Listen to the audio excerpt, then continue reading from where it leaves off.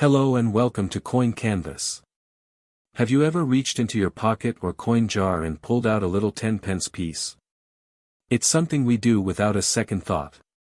But what if I told you that one specific 10-pence coin was a herald of the biggest change in British money for centuries?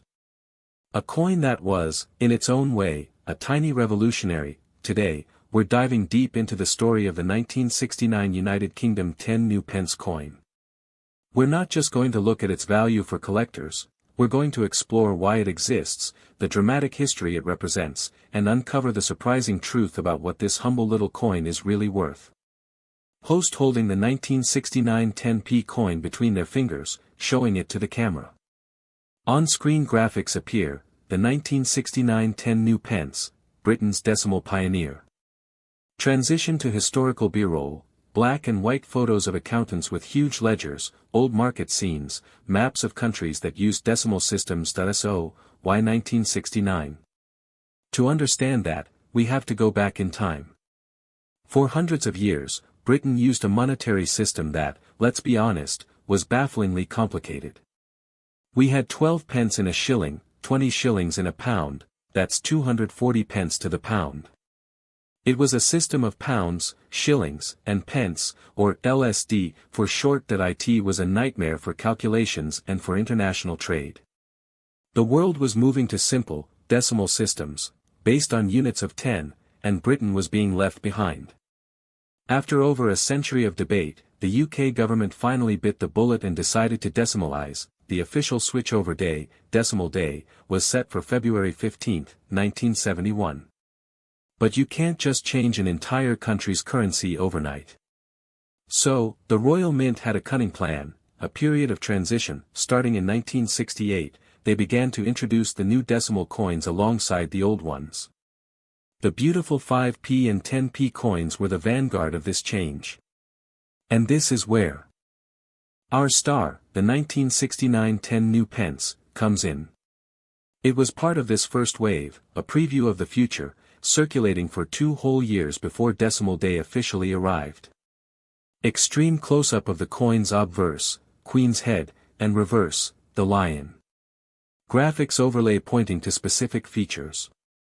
A shot of the host comparing the 1969 10p to a modern, smaller 10p. Now, let's look at the coin itself. The 1969 10 new pence is a handsome piece. It's made of cupronickel, 75% copper, 25% nickel, giving it that classic, durable silver color. The first thing you'll notice is its size. At 28.5 millimeters, it's a big coin. In fact, it was intentionally made the same size and weight as the old florin, or 2-shilling piece, which it was destined to replace. This was a genius move. It meant the new 10p could seamlessly slot into vending machines and public perceptions that were already calibrated for the florin. On the obverse, we have the portrait of a young Queen Elizabeth II by Arnold Machin. It's one of the most iconic and beloved portraits of her reign, but the real star of the show is the reverse. Designed by Christopher Ironside, it features a magnificent crowned lion. And this isn't just any lion, this is the lion passant gardant from the top of the royal coat of arms. It's a powerful, symbolic choice, representing the strength and heritage of the nation, literally stamping British identity onto this new, modern currency. The Royal Mint produced a staggering 314 million of these coins in 1969 alone.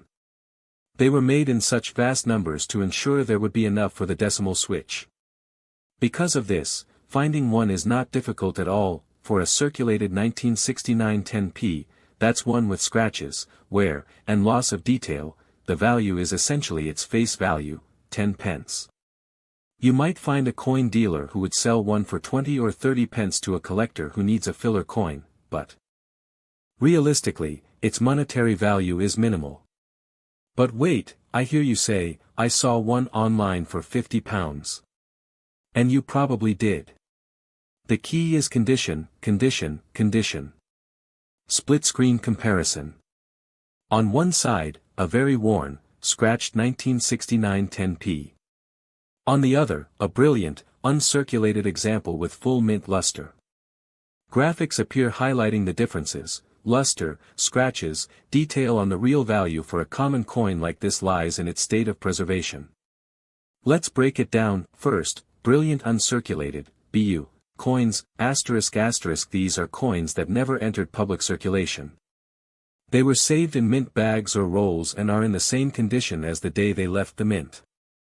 They have a beautiful, mint luster, a shimmering, cartwheel effect on the surface. A brilliant uncirculated 1969 10p can be worth between £2 and £5, sometimes a little more for a truly superb example, ***. Second, proof coins, ***. These are the elite. Struck specially for collectors using polished dies and frosted designs on specially prepared blanks, they have a mirror-like field and a stunning level of detail. Proof coins from 1969 were issued in sets. A 1969 10p proof coin, especially as part of its original set with its box and certificate, carries a significant premium.